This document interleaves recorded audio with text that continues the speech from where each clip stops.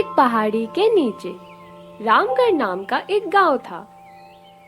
गांव के सारे जानवर हरी घास खाने के लिए सुबह उसी पहाड़ी के ऊपर बसे जंगल में जाते और शाम होते होते घर वापस आ जाते थे।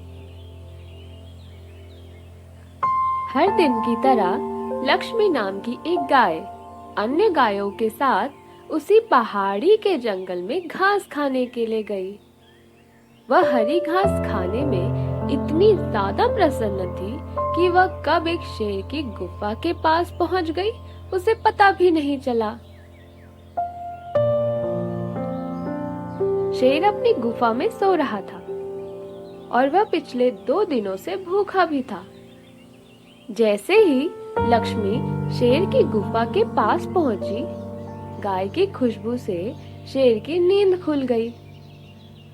वह शेर धीरे धीरे गुफा से बाहर आया और गुफा के बाहर गाय देखकर खुश हो गया।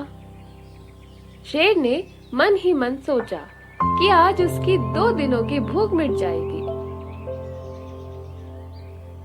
वह इस तंदुरुस्त गाय का ताजा मांस खाएगा और यह सोचकर उसने एक तेज दहाड़ लगाई। लक्ष्मी शेर की दहाड़ सुनकर डर जाती है। जब वह अपने आसपास देखती है तो वहां दूर दूर तक उसको कोई भी दूसरी गाय नहीं दिखी। जब वह हिम्मत करके पीछे मुड़ी तो उसे सामने शेर खड़ा हुआ दिखाई दिया। उस शेर ने लक्ष्मी को देखकर फिर से दहाड़ लगाई और लक्ष्मी से कहा, मुझे 2 दिनों से कोई शिकार नहीं मिल रहा था। मैं भूखा था। शायद इसलिए भगवान ने मेरा पेट भरने के लिए तुझे मेरे यहाँ पर भेजा है। आज मैं तुझे खाकर अपनी भूख मिटा लूंगा। शेर की बात सुनकर लक्ष्मी डर जाती है।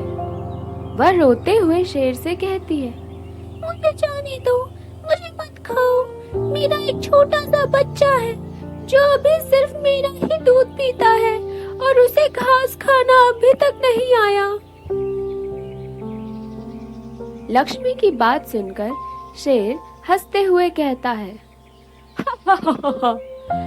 तो क्या मैं अपने हाथ में आए शिकार को ऐसे ही जाने दूं? मैं तो आज तुझे खाकर अपनी 2 दिनों की भूख मिटाऊंगा। शेर के ऐसे कहने पर लक्ष्मी उसके सामने रोने लगी और विनती करते हुए कहती है कि आज मुझे जाने दो। मैं आज अपने बछड़े को आखिरी बार दूध पिला दूंगी और उसे बहुत सारा प्यार करके कल सुबह होते ही तुम्हारे पास आ जाऊंगी। फिर तुम मुझे खा लेना और अपना भूखा पेट भर लेना। शेर लक्ष्मी की यह बात मान जाता है और धमकी देते हुए कहता है कि अगर तू कल नहीं आई तो मैं तेरे गांव आऊंगा, फिर तुझे और तेरे बेटे दोनों को खा जाऊंगा। लक्ष्मी शेर की यह बात सुनकर खुश हो जाती है और शेर को अपना वचन देकर गांव वापस चली आती है।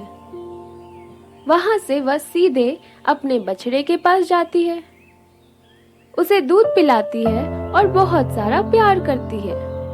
फिर बछड़े को शेर के साथ हुई सारी घटना बताती है और कहती है कि उसे अब अपना ख्याल खुद ही रखना होगा।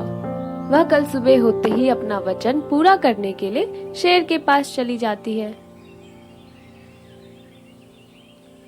अपनी माँ की बातें सुनकर बछड़ा रोने लगता है।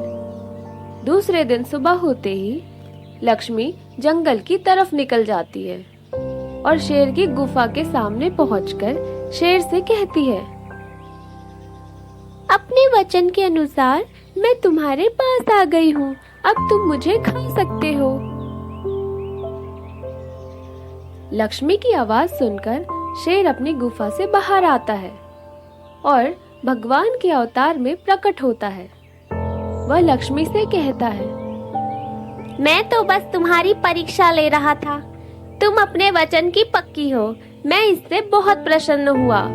तुम अब अपने घर और बछड़े के पास वापस जा सकती हो। इसके बाद वे उस गाय को गौ माता होने का वरदान भी देते हैं और उसी दिन के बाद से सभी गायों को गौ माता कहना शुरू कर देते हैं। कहानी की सीख, हमें जान की बाजी लगाते हुए भी अपने दिए हुए वचन को पूरा करना चाहिए। यही हमारी दृढ़ व्यक्तित्व को दर्शाता है।